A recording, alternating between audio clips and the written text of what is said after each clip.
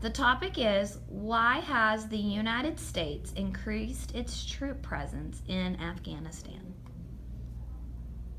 Okay. I'm a cheerleader at my local high school, and every year we host a fundraiser where we teach elementary school kids how to be a cheerleader. And the more kids that we have, the more reinforcements we have to bring in. So that includes teachers and students and parents that all come together so that we can teach these little kids how to be a cheerleader. So when we're looking at our topic today, why has the United States increased its troop presence in Afghanistan, we can compare it to the mini camp that we host at my high school. We look at Afghanistan because the more problems that Afghanistan has to face and the more terrorist groups that rise, the more troops that we have to bring in to solve these problems, and so that we can be prepared for these situations that Afghanistan is going through. So we will look at 3 topics today. 1, terrorist groups are rising in Afghanistan. 2, we need to train Afghan citizens to fight back against these terrorist groups. And 3, we need to set up security for the United States to defend ourselves against these terrorist groups. So on to my first point, the terrorist groups in Afghanistan. According to CNN on August 21st, 2017, the U.S. is focusing on allowing our forces to target the Taliban and other groups. So the Taliban and other terrorist groups are rising in the Middle East right now, and we are focusing all of our forces to fight back against these terrorist groups. Because if we don't fight back now, these terrorist groups will just keep rising and start attacking not only Afghanistan citizens, but start attacking other countries. And according to New York Times on August 23rd, 2017, we are taking back large areas of territory from Taliban control. So basically, the Taliban has taken away Afghanistan citizens' land and property.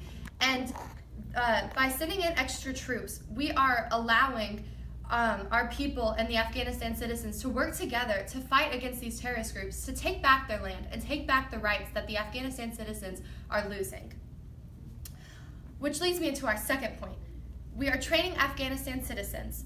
So like I said in my first point, Afghanistan citizens are losing their land and their property because they don't know how to fight back. So by sending in extra troops, we can teach these Afghanistan citizens how to fight back against these terrorist groups. According to Foreign Policy on August 30th, 2017, the troops would train and advise Afghan forces in battling the Taliban. So basically, we can send in these troops who have the proper training and have gone through courses to where they know what to do in a battle situation, and they can teach these Afghan citizens who have never been in this type of war situation before, and we can train them to use weapons and to fight back so that they don't lose their property and their rights that the Taliban is taking away. And according to the New York Times on August 22nd, 2017, Afghan forces still lack the manpower, the equipment, and the training to fight back. So by sending in our troops, we're not only sending in people that can teach and train the Afghanistan citizens, we're also sending in manpower and equipment so that we can give these Afghan citizens and these Afghan forces the power and the equipment to actually fight back so that they can get everything that they've lost back. Which leads me into my third point. We will set up security for the U.S. by training Afghan forces and knowing what to do with the terrorist groups. So by training these Afghan forces, we can set it up to where they can fight the battle so that we can set up our security so that we aren't starting a whole new war with the terrorist groups. According to CNN on August 22nd, 2017, we were going to withdraw all U.S. forces in 2014, but ISIS rose in the Middle East.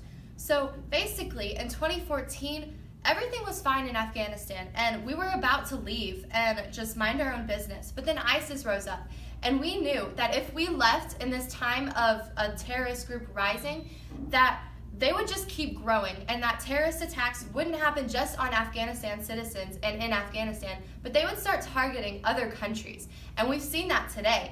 ISIS has claimed many terrorist attacks that have happened around the world.